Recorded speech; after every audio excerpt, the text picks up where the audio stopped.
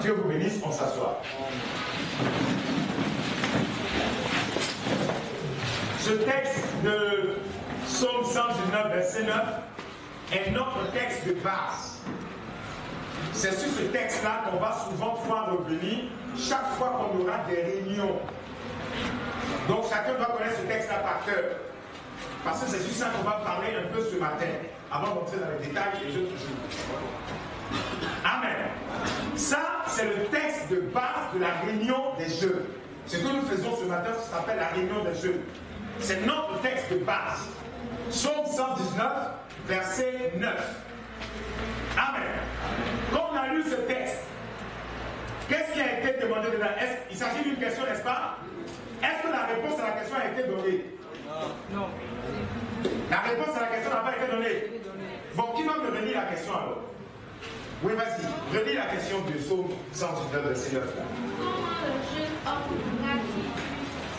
C'est ça la question. Comment le jeune homme va rendre pur son sentier?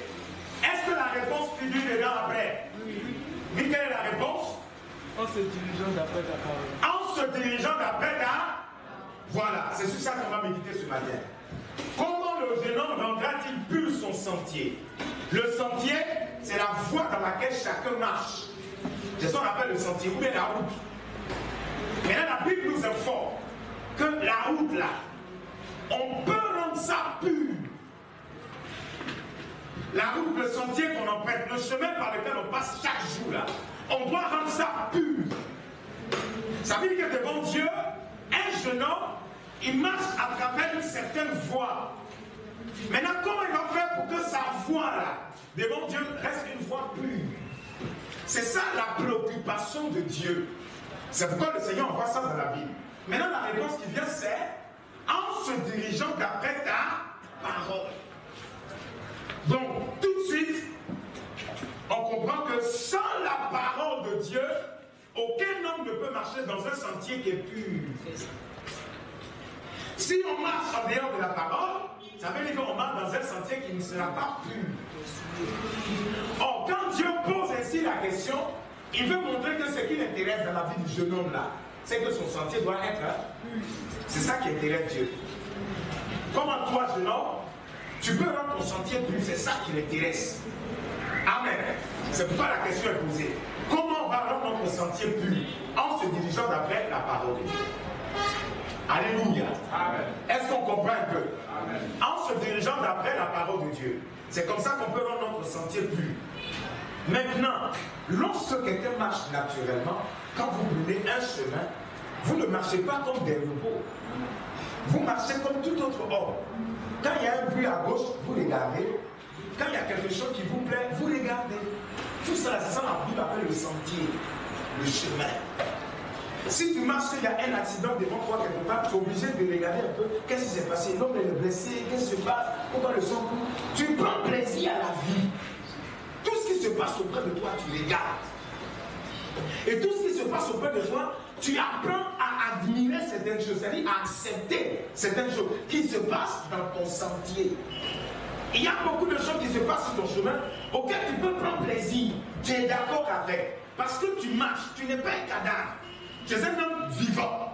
Et quand tu marches, tu peux regarder, tu peux écouter, tu peux voir, tu peux toucher, tu peux même aimer et même détester. Tout ça là, tout ça constitue notre sentier. Ce que nous aimons, ce que nous voyons, ce que nous apprécions, c'est ça que la Bible appelle le sentier. Est-ce qu'on comprend maintenant? C'est ça qui est notre route. Tout ce qu'on voit, tout ce qu'on touche, tout ce qu'on entend, c'est ça qui est notre sentier, notre façon de marcher. C'est ça que la Bible appelle sentier. Alléluia. Est-ce qu'on comprend? Seulement, nous savons, comme le diable a décidé de livrer bataille contre la race humaine, la catégorie d'âge dans laquelle il envoie un peu ses canaux, c'est sur les jeunes gens. Les jeunes gens. Moi qui vous parle, avant d'avoir l'âge que j'ai aujourd'hui, j'ai été enfant, adolescent et jeune. Je suis passé par toutes ces classes d'âge. Amen. Donc ça veut dire, si je suis passé par toutes les classes d'âge, c'est que j'ai eu l'expérience d'enfant, j'ai aussi eu l'expérience d'adolescent et l'expérience de jeune. Seulement pour ce qui me concerne, quand j'étais un peu enfant, à l'âge de 12 ans, je suis entré dans faire d'église. J'ai commencé à faire d'alléluia. Très tôt. Donc, j'ai eu une enfance qui connaissait un peu Dieu. Je connaissais un peu la parole déjà dans l'enfance. Donc, quand je suis devenu adolescent, je n'ai pas eu trop de problèmes ici. Vous comprenez? Je n'ai pas eu trop de problèmes parce qu'à la base, il y avait la parole de Dieu. Mais les problèmes surgissent quand l'adolescence est vécue sans la parole de Dieu. C'est là où on a des problèmes. Pourquoi? Parce que comme vous êtes des êtres humains là, vous avez des sensations, vous avez des désirs. Chaque homme sur la terre a des désirs. Si toi tu lèves le doigt matin pour dire que tu n'as pas de désir, c'est que tu es un démon. Chaque être humain, que ce soit fille comme garçon, on a des désirs. Vous comprenez? C'est l'ensemble des désirs, de tes émotions, tout ça, ça qui est ton sentier. C'est ça qui est le chemin par lequel tu passes. J'espère que vous comprenez. Hein? Si vous ne comprenez pas, vous pouvez poser des questions à tout moment. Il y aura un temps de questions-réponses, c'est vrai. Mais maintenant, je suis en train d'expliquer la parole de Dieu pour que chacun comprenne. Si Dieu a pu poser la question dans Psaume, comment on va rendre votre sentier pur? Ça veut dire qu'il y a des gens sur la terre qui subissent la pression de Satan. C'est la pression là que moi j'appelle la tentation de Satan. Chaque homme, chaque femme vivant sur la terre connaît la tentation. Et Dieu a fait exprès. Il nous a placés sur la terre pour connaître ces choses. Et frère, maintenant, dit que la terre est une terre d'épreuve. La terre sur laquelle toi et moi on marche là, Dieu appelle ça terre d'épreuve. Ça veut dire que Dieu a voulu sciemment que tu viennes sur la terre pour être éprouvé. Donc, à l'épreuve de la tentation, il y a beaucoup de pression au niveau de cette classe d'âge, adolescence et jeune. Amen. Amen. Certains ont tellement de pression sur leur corps que d'autres jeunes se livrent à la pornographie. Pourquoi? Parce que quand ils ont passé l'étape de l'adolescence sans Dieu, la pression de vivre comme les autres là, on n'échappe pas à ça. Parce que vous êtes en société, vous êtes en famille, vous vivez quelque part. Il y a des gens qui vivent à côté de vous. Donc quand on ne fait pas attention, la manière de vivre des gens là, on copie ça vite. Ça c'est les étapes de l'influence. Ça commence ici. C'est là où on ramasse beaucoup d'influence.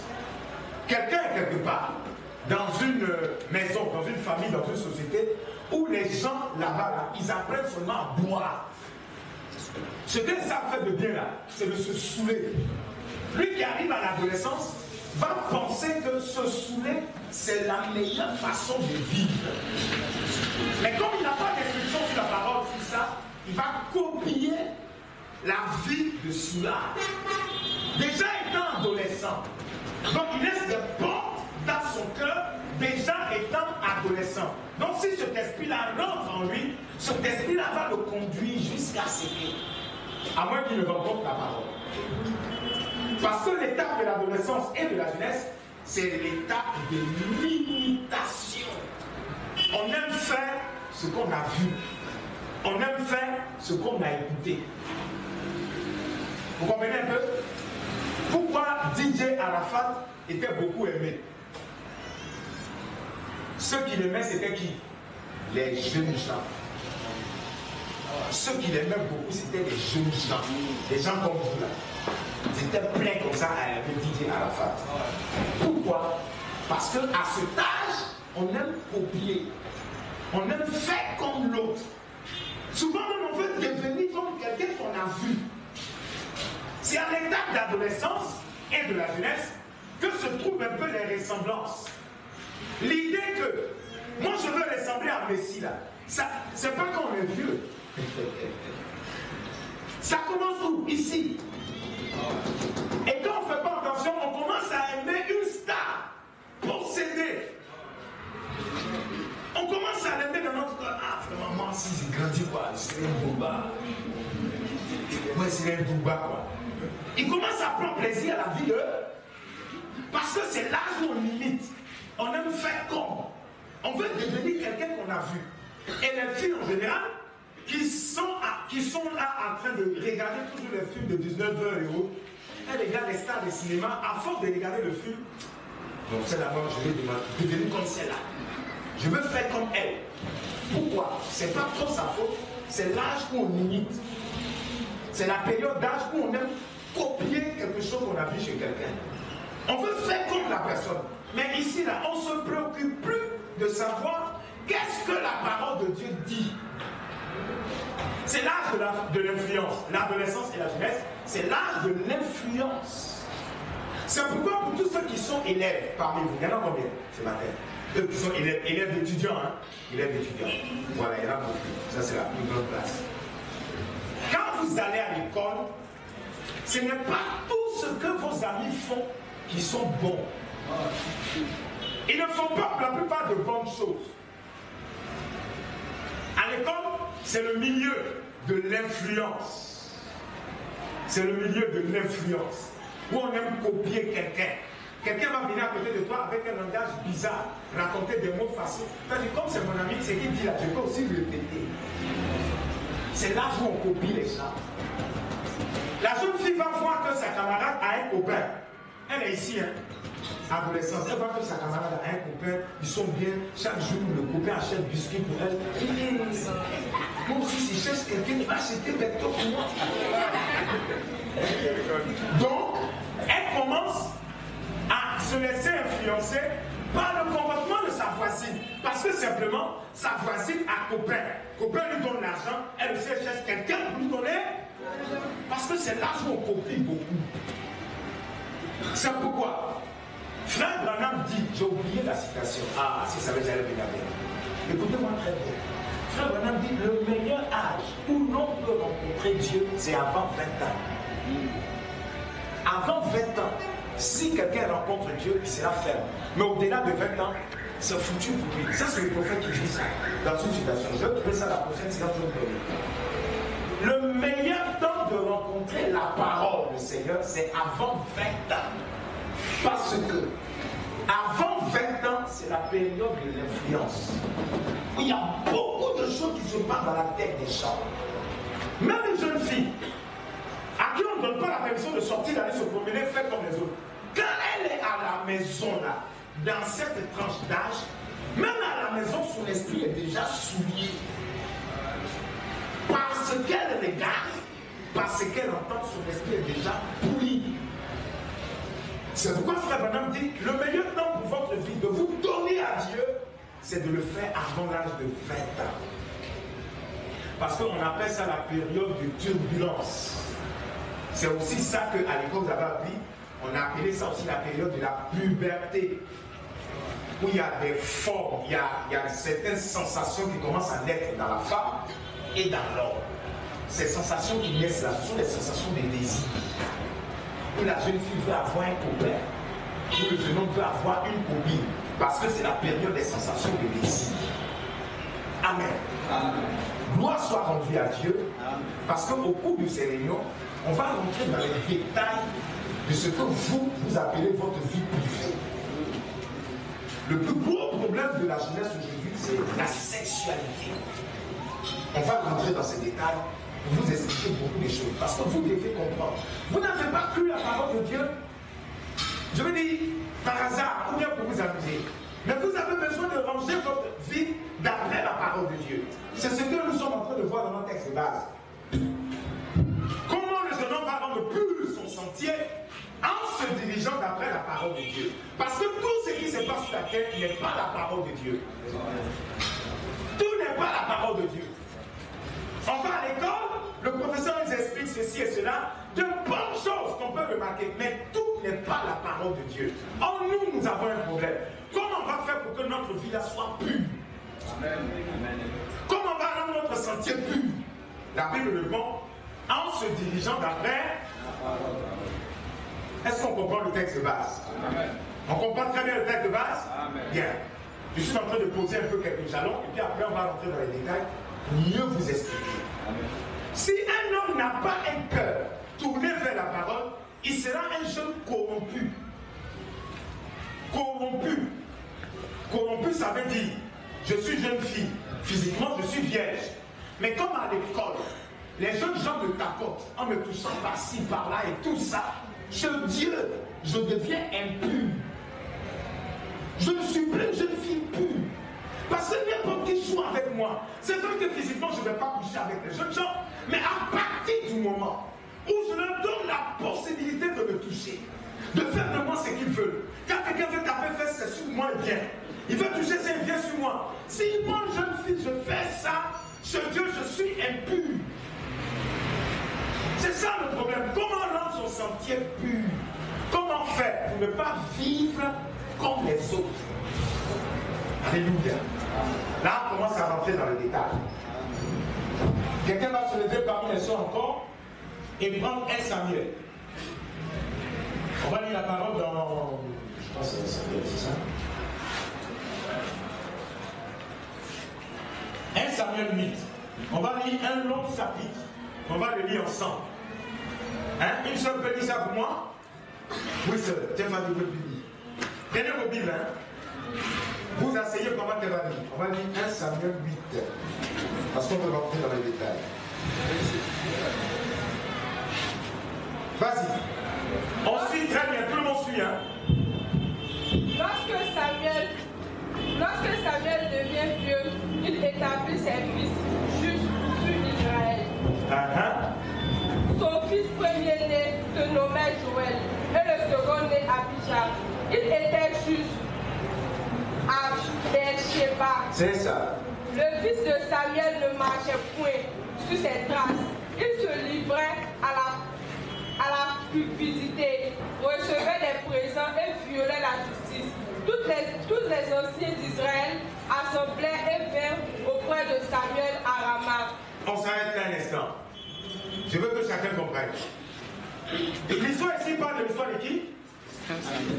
Du prophète Samuel. Mais spécialement, il parle de qui?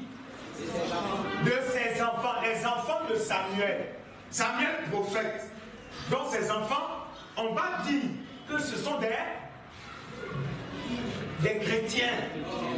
Ses enfants sont des chrétiens puisqu'il est prophète. Donc ses enfants croient la même chose comme lui. Est-ce qu'on comprend? Mais la Bible nous dit que ces enfants-là, eux, ils ne marchaient pas selon la voie de leur papa. Comme ici, les enfants, ici, là, il y a beaucoup d'enfants. Les enfants de Samuel ne faisaient pas ce que leur père faisait en termes de prophète. Ils ne marchaient pas comme papa.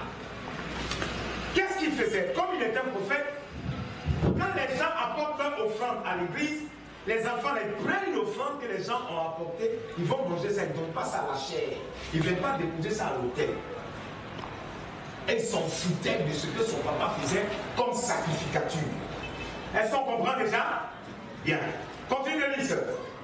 Il lui dit, voici tu es vieux. Après ça, tous les anciens d'Israël se sont rassemblés, ils ont dit, ils sont allés voir Samuel. Samuel, vrai là, tu es devenu vieux. Et puis tes enfants là, ils ne respectent pas la parole de Dieu. En tout cas, ils ne respectent pas la parole. C'est ce que nous on voit. Que tes enfants là, ils s'en foutent. Ils ne respectent pas la parole de Dieu. Comme il peut arriver dans la vie de certaines familles de chrétiens, des enfants, mais ils n'ont pas un cœur à respecter ce que Dieu dit. La vie qu'ils ont appris de leur papa, ce n'est pas le problème. Vous voyez un peu? Maintenant on y va. Le peuple est donc parti trouver Samuel pour lui faire remarquer ça. Continue. Et tes fils ne marchent point sur tes traces. Maintenant, établis sur nous un roi pour nous juger, comme il y en a chez toutes les nations. Ah, là on va commencer à poser les questions et puis on va réfléchir. Reviens, reprends la partie là. Le verset 6, le verset 5 que tu as lu. Il lui dit, voici tu es vieux, et tes fils ne marchent point sur tes traces. Maintenant établis sur nous un roi pour nous juger, comme il en a chez toutes les nations. Est-ce qu'on a bien compris? Tout le monde a bien compris? Donc, si on a bien compris, je vais savoir. Qu'est-ce que le peuple est parti demander à Samuel? Oui? Un roi. Ils sont allés demander à Samuel, pardon, tu es vieux, tes enfants ils n'obéissent pas la parole de Dieu. À partir de là, il faut établir un roi sur nous. Un roi, on veut voir un roi qui va dominer sur nous. C'est ce que nous on veut. Parce que tes enfants, ils s'en foutent de Dieu. Toi, tu es devenu vieux, tu n'as plus la force. donne-nous un roi. Maintenant, il y a la suite qui est importante. Donne-nous un roi, comment? Qui peut répondre à ça? Comme il y a des rois dans toutes les nations, Samuel, nous aussi Israël, on fait avoir. Est-ce qu'on comprend ça? Donc le roi qu'il demandait là, je vous demande, est-ce que c'est parce que c'est Dieu qui l'a dit de demander? Pourquoi ils vont demander un roi? Qui peut répondre? Oui, qui sait? Ah, parce que c'est ce qu'ils ont vu chez les autres. Comme ils ont vu les autres faire, eux aussi ils veulent. Est-ce qu'on comprend quelque chose? Donc notre sentier là, c'est tout ce qu'on voit, tout ce qu'on écoute, tout ce qui se passe autour de nous, c'est ça qui est notre sentier. Comme ils ont vu que les autres peuples qui étaient autour d'Israël, ils avaient des rois. Seul Israël n'avait pas de roi. Dieu avait décidé de mettre la tête d'Israël en envoyant un prophète. Un prophète au milieu du peuple, c'était Dieu parlant au peuple. Mais Israël n'avait pas la vie comme la vie des nations, des peuples à côté. Est-ce qu'on comprend ça? Mais voici ici, ils veulent demander un roi parce que simplement les autres nations autour d'eux ont un roi. Donc demander un roi là, c'est pas parce que Dieu leur a dit vous devez avoir un roi. Non, je veux un roi parce que mon ami à côté, lui aussi il a un roi. Et c'est souvent ça qui fatigue certains de nos enfants. Ils vont voir une mode sur quelqu'un, un païen, il faut l'obliger, papa. Hey, Denis, la fille qui est là-bas, là, elle a porté, je ne sais pas quelle cousine. Hein? Ma cousine, c'est quoi? C'est moi. Hein? La fille a porté ma cousine. Moi aussi, je veux. Et c'est ça, ça commence à devenir un problème. Or, ils oublient, Israël oubliait que les nations qui ont demandé voilà, ce ne sont pas des nations chrétiennes. Ce sont des nations païennes. Donc, il y avait leurs habitudes. Ils avaient leur façon de faire. Et puis, Israël a sa façon à lui de faire. Qui n'est pas la même chose. Et donc, à cause de ces mondes que les gens voient à côté dans leur sentier, ils vont aller persécuter papa, persécuter maman. Et j'ai vu chaussures qui arrivent ici. Je veux ça aussi. J'ai vu pantalon qu'on porte, on laisse passer les fesses. Je veux pantalon là. Je veux ça. Parce que quoi? Il a simplement. Donc vous voyez que, en conclusion, l'homme sur la terre, la femme sur la terre est toujours influencée par ce qu'il voit. Ou bien parce qu'il apprend. C'est ça qui est notre sentier. Ce qu'on voit, ce qu'on aime, ce qu'on sent, c'est ça qui est notre sentier. Mais la question du Seigneur, comment on va rendre notre sentier pur? Donc alors vous comprenez que le monde païen ne se préoccupe pas de rendre son sentier pur. C'est pourquoi ils font n'importe quoi. Oh là là. Ça continue de lire. On suit toujours la Bible, on est toujours dedans. Suivez, vas-y. Samuel vit avec déplaisir qu'il disait, donne-nous un roi pour nous juger. Samuel pria l'Éternel. L'Éternel dit à Samuel, écoute la voix du peuple, dans tout ce qu'il te dira, car ce n'est pas toi qu'il rejette, c'est moi qu'il rejette, afin que je ne règne plus sur eux. Est-ce qu'on a bien compris ça là? Est-ce qu'on a très bien compris? Sœur, vous avez bien compris ce qu'elle vient de dire? Dieu dit à Samuel, il faut écouter ce qu'ils disent là. Parce que ce n'est pas toi Samuel qui rejette, c'est moi qui le rejette. La question que je vous pose, si on a bien compris, on a lu en télé. Comment Israël rejette Dieu? Quelqu'un peut répondre? Oui? Ils ont rejeté Dieu parce qu'ils ont demandé un roi. Oui, mais c'est un peu insuffisant. Mais sinon, c'est pas mal. J'attends toujours la réponse. Oui. Lève-toi, lève-toi. À cause des filles de Samuel, non, c'est pas la raison. Oui, là-bas? Ils ont rejeté Dieu parce qu'ils voulaient faire comme les gens du monde, comme les nations. Très bien. Ils ont rejeté Dieu parce que Israël a pris la décision de faire comme l'habitude des nations. Ils veulent faire ce qui s'est fait là-bas. C'est ça qu'ils veulent appliquer dans le pays de Dieu. Or, Israël est appelé pays de Dieu. Israël n'est pas n'importe quel pays. Est-ce qu'on peut faire la différence? Amen. Donc, dès que je prends sur moi l'habitude de copier envoyé à ma vie, c'est que j'ai rejeté Dieu. Et c'est comme ça que souvent le malheur de Dieu frappe beaucoup de chrétiens. Je prends une habitude que j'ai vue quelque part. Je prends une vie que j'ai vue quelque part. Une vie de prostitution qui se passe dans le monde. Comment les jeunes filles trahissent les jeunes gens. Comment ils font pour leur bouger de l'argent. Je veux prendre cette vie et je veux vivre comme ça. Si je le fais, la Bible dit, j'ai rejeté Dieu. Parce que rejeter Dieu, là, c'est rejeter sa parole. Quand je mets sa parole de côté, c'est que j'ai rejeté Dieu. Israël voulait faire ça. Mais je tiens à rappeler à chacun de vous ce matin. Israël voulait avoir un roi par habitude. Par habitude. C'est-à-dire, comme j'ai vu que Ghana, par exemple, c'est une nation, Ghana a un roi, moi aussi ivoirien, je peux avoir un ivoirien là. Lui, il a à sa tête Dieu. Un chrétien a à sa tête Dieu. Ça veut dire que déjà lui, il ne doit pas vivre d'après les habitudes qu'il voit ailleurs. Non, il ne doit pas vivre. Le problème c'est que le chrétien qui se dit chrétien, il doit comprendre que lui, comme il est chrétien, il a une autre habitude, il a une autre vie. Et cette vie-là est donnée par la parole de Dieu. C'est pourquoi à l'école, ce n'est pas tout ce qui se passe en classe là que tu dois accepter dans ton cœur. Ce n'est pas tout ce qui se voit. Non, non, non, non. Ce n'est pas tout ce qui s'entend à l'école, tout ce qui s'étudie que le chrétien doit garder dans son cœur. Il doit apprendre à rejeter certaines choses. Parce que nous, la Bible nous dit on est autre chose. On va découvrir cela. Continue, on continue la lecture. Hein. On est toujours dans Samuel pour découvrir ce qui s'est passé. Vas-y, seul.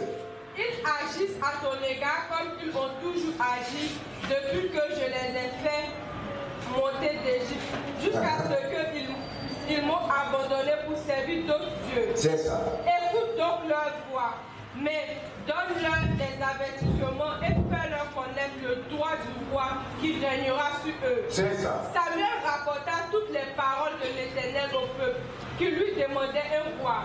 Il dit, voici quel sera le droit du roi qui régnera sur vous. Il prendra vos fils. Attendez, on va compter le droit du roi. Le privilège que le roi qui va venir à la tête va prendre du peuple. On va compter ces privilèges-là. Allons-y.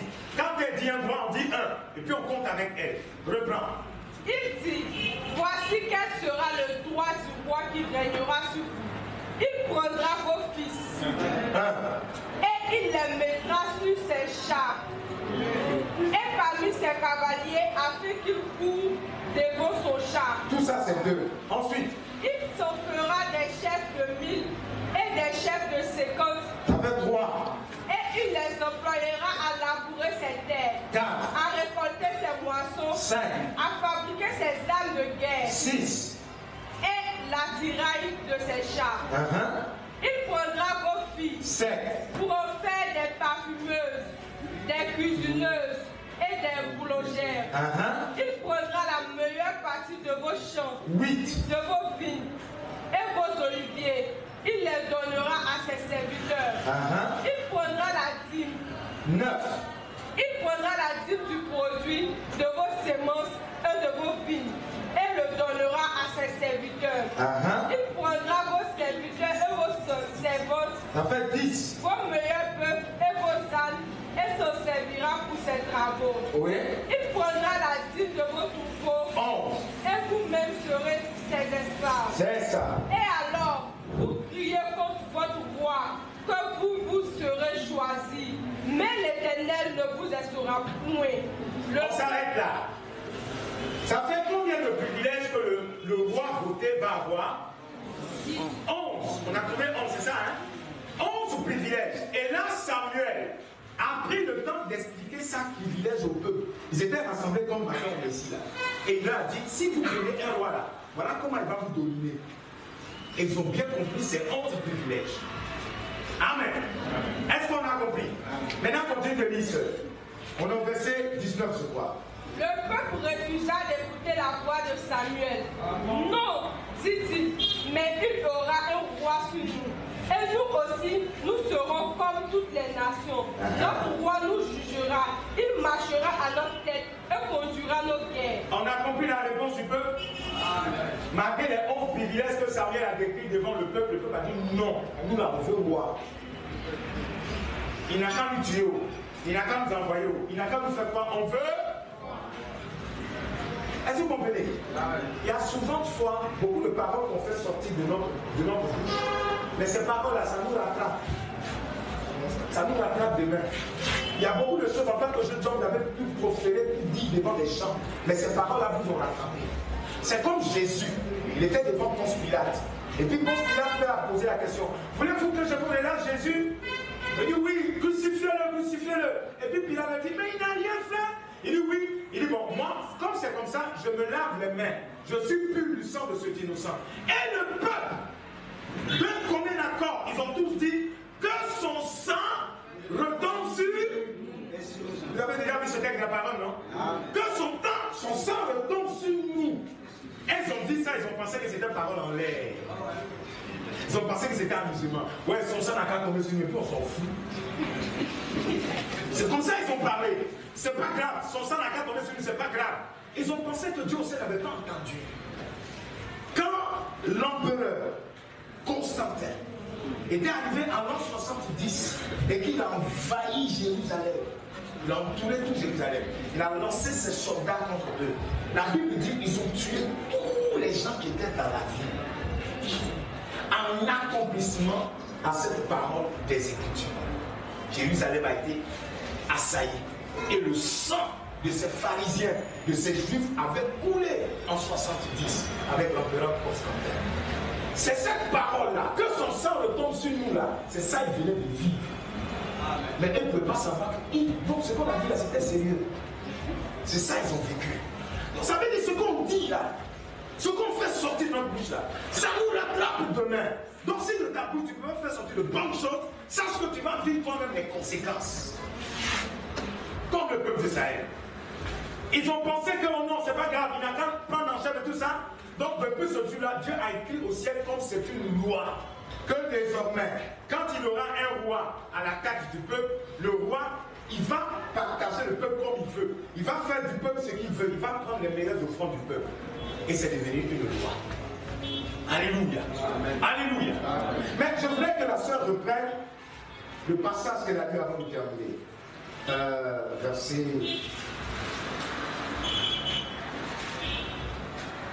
Reprends la partie, verset 19. Là, ils ont dit non. Le peuple refusa d'écouter la voix de Samuel. Oui. Non, dit-il, mais il y aura un roi sur nous. Et nous aussi, nous serons comme toutes les nations. Ah, donc le problème revient. Il y aura un roi sur nous, parce que nous aussi, là, on veut être comme les païens. Nous aussi, on veut vivre comme les païens. On veut faire la même chose comme les. Nous, c'est ce qu'on veut. Donc tes histoires de il va faire ça, il va faire ci, on s'en fout. Donne-nous un. Alléluia. Est-ce qu'on comprend un peu? Ça, c'est ce qu'on appelle l'habitude de copier. De copier sur quelqu'un sa mauvaise vie, pensant que c'est ça la vie à laquelle Dieu t'a destiné. Pourtant, ce n'est pas la même chose. Nous, en tant que des jeunes gens chrétiens qui avons cru la parole en ce temps de la fin, Dieu nous invite à une autre façon de vivre. Dieu nous appelle à une autre vie qui n'a rien à voir avec la vie du monde. Dans la vie des jeunes gens du monde, il y a cette idée d'avoir un copain. Parce que vous avez appris. Là, on va dire les choses avant de rentrer dans notre grand sujet concernant la sexualité. Mais ce n'est pas aujourd'hui qu'on va aborder. Aujourd'hui, je vais te donner juste un élément. Dans la période d'influence de l'adolescence ou même de la jeunesse, se trouve aussi l'école. L'école vient en premier comme étant le premier gage d'influence. Ce dont tu apprends à l'école là, ça t'influence aussi. En SVT, sciences naturelles, on a appris que si tu es jeune, comme vous êtes assis là, si tu ne cherches pas de filles, quand tu vas grandir demain, tu vas avoir des complications de grossesse. C'est quoi ça? Ça, c'est ce que SVT en classe, on a appris.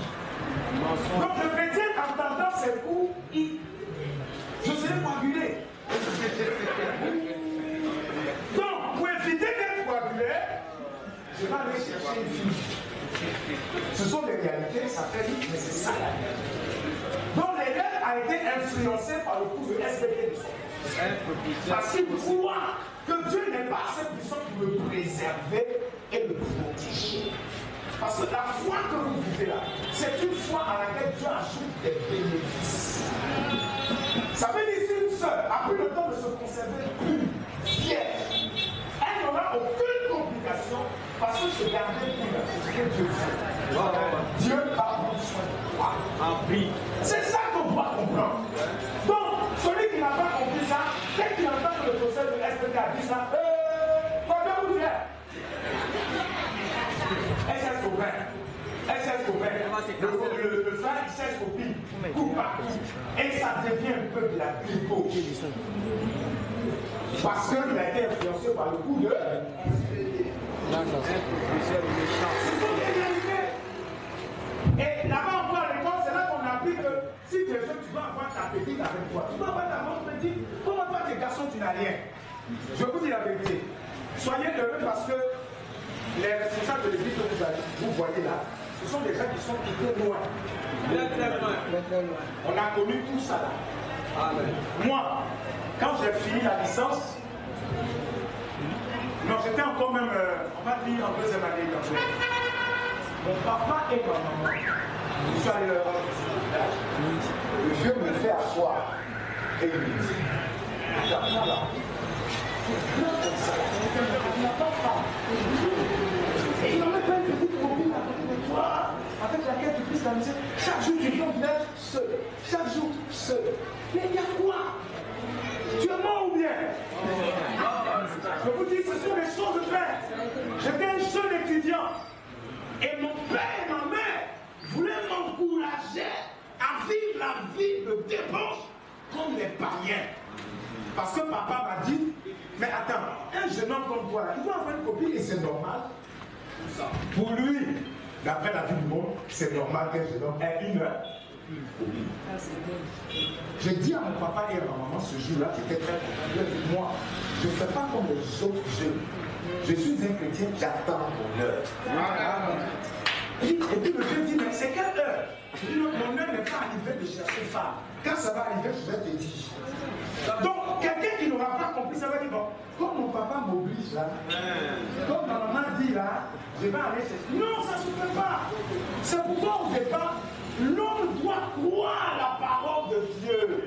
Le jeune homme doit accepter Dieu. S'il n'y a pas Dieu dans ton cœur, tu vas dire oui aux tentations que tu vois à côté. Tu vas accepter ce qui se passe sur la terre. Parce qu'il n'y a pas la parole de Dieu. C'est la parole de Dieu qui peut décider pour nous. Donc, le combat devient intéressant quand toi, tu acceptes la parole de Dieu. Tu es d'accord avec ce que Dieu a dit. Mais ici, on voit Israël, ils ont dit fermement non. Ils ont dit à Samuel, non. Nous, on veut voir. On veut voir comme les autres. Ils ont dit, ah, mais attends, nous, les 15 ans de peuple, les autres, on n'a pas à cause de quoi? Donne-nous roi. Vous avez compris? Donc, le roi qu'ils ont demandé, ce n'est pas parce que Dieu voulait, c'est parce qu'ils ont vu les autres avoir roi. Eux aussi, ils ont demandé. C'est souvent ça qui nous fatigue quand on passe cette période-là de turbulence.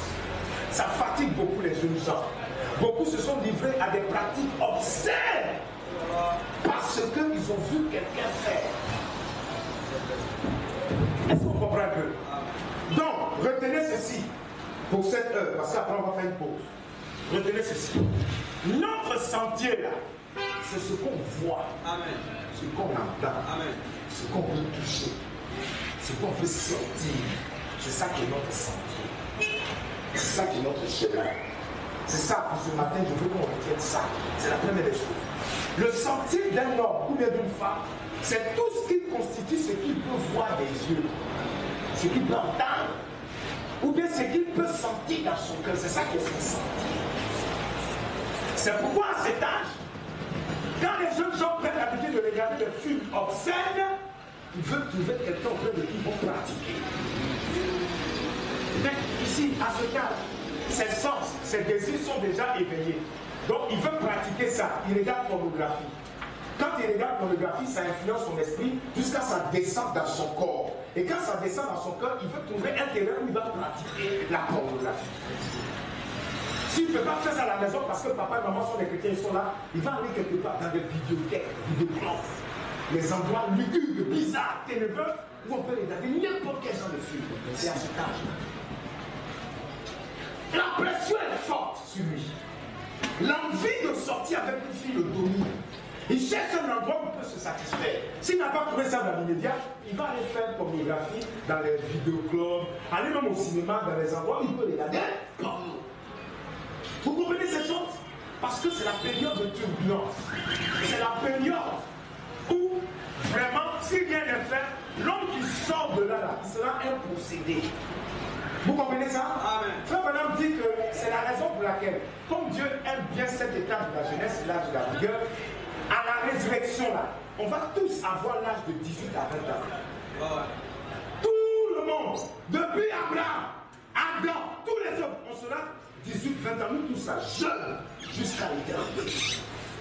Parce que c'est une période difficile. Et je sais que c'est ça qui est le problème de beaucoup de jeunes gens. Vous avez tellement pris l'habitude de ressembler à ce qui se passe dehors que les gens veulent pratiquer la sexualité sur des gens à cause des pornos qu'ils regardent. L'enfant est à la maison, il va sortir, il dit à ses parents, je viens, hein, je m'avais payé du pain là. Depuis 14 heures, l'ingénieur est fermé, jusqu'à il est 22 heures, il a c'est pour dire, j'ai allé payer le pain. C'est quel pain? Vous comprenez? Or, il a pris le temps d'aller regarder une vidéo au club quelque part ou bien quoi là, d'aller regarder n'importe quoi, il vient à la maison, la pensée, l'esprit complètement souillé. Quand vous regardez ce film pornographique, vous ne pouvez plus avoir de temps de concentration. Quand tu te mets à genoux, tu dis tu vas prier, tu ne pries pas. Les images te reviennent parce que Satan est débiteur de ton esprit.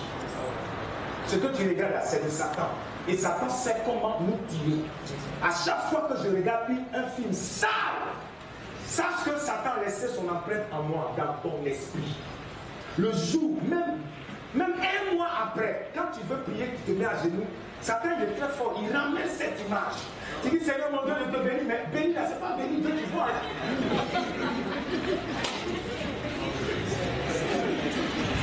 Est-ce que vous comprenez? Il faut que ce soit quelqu'un qui est passé par ces choses-là pour vous parler ce matin. Parce qu'aucun homme n'est un ange. On est tous des êtres humains. On a connu des hauts et des bas quand on était des jeunes gens. Mais on est sortis de là à cause de la grâce de Dieu. Vous comprenez ça? C'est pourquoi vous, pour ne pas avoir l'habitude mauvaise, la mauvaise expérience ici, il vaut mieux commencer avec le Seigneur. C'est pourquoi le pasteur a été inspiré de faire la réunion des jeunes pour parler entre nous. Ce que je dis, ce n'est qu'une introduction. Parce que les jours qui vont venir, qu'on va faire les réunions, on va parler entre nous. On va parler du gros problème de la sexualité. Qu'est-ce qui pousse l'homme même à vouloir pratiquer la sexualité? Alors que la Bible dit, Dieu ne connaît la sexualité qu'après le mariage. Dieu accepte la sexualité. Dieu bénit la sexualité après le mariage. En dehors de ça, c'est une abomination. Donc chacun de vous, vous devez comprendre ces choses pour que quand l'occasion se présentera de pratiquer ces choses, chacun ait la force pour dire non, je suis à Dieu. Amen. J'appartiens à Dieu. Amen. Qui appartient à Dieu ici? Amen. Et pas les caméras avec ton frère à l'église. Frère, dans ton cœur, tu regardes ton cœur, tu dis, moi, j'appartiens à Dieu. Amen. Quand on dit j'appartiens à Dieu, cela veut dire qu'il y a beaucoup de pratiques qui se font, tu as dit non, je ne veux pas. Même si quelqu'un t'attrape dans un coin noir, vous êtes seul, tu vas dire, comme j'appartiens à Dieu, je refuse. Au nom de Jésus-Christ. Je refuse. Je ne peux pas accepter ça. Je ne vais pas faire comme quelqu'un qui avait une copine avant. Il dit quoi la parole, il marche avec nous. À minuit, la copine est venue frapper à sa porte.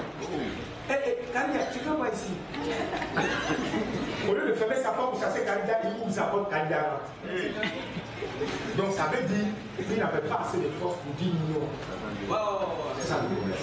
Donc la première chose que nous sommes en train de voir ce matin, nous sommes en train de remarquer que l'habitude d'observer les autres là, ça nous influence. Comme le peuple d'Israël dans 1 Samuel 8. Ils ont été influencés parce qu'ils ont pris l'habitude de voir que les autres nations elles ont des rois. Mais pourquoi nous on n'a pas le roi? Donc le désir de faire comme les autres nations transition, c'est ça qui les a amenés à demander à Samuel, donne-lui aussi un roi. Amen. Et c'est ça le problème. Maintenant, je vais dire rapidement le prophète. Ça, tu peux t'asseoir, que Dieu te bénisse. Je vais dire le prophète dans une citation. Il dit ici dans le roi rejeté. On va très bien écouter ce que le prophète nous dit, toujours en rapport avec l'imitation.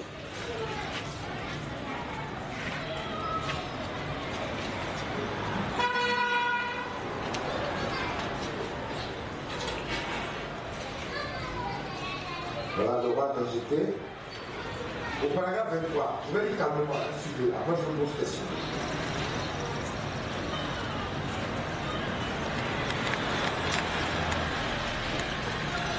Eh bien, mais ces gens de l'époque du prophète Samuel, ils voulaient agir comme les Philistins.